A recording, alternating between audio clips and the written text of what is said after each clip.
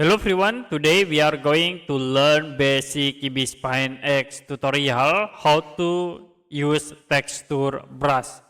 So if you want to create the texture brush, you can click the brush tools and then click on the type option in here.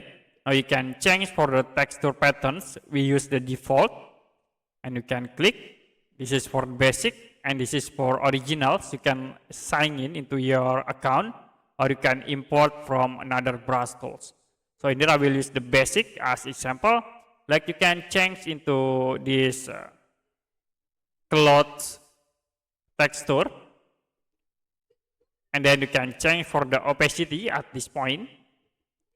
For the size you can use in these scale tools. If you don't, you can click outside and then you can draw with texture brush. You can change the color like into black color and we can create in here the texture brush.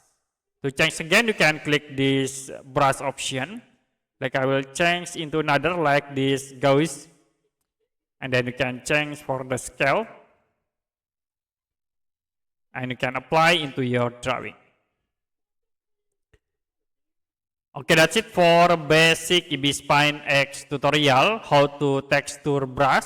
If you have any question about tutorial, you can comment below this video.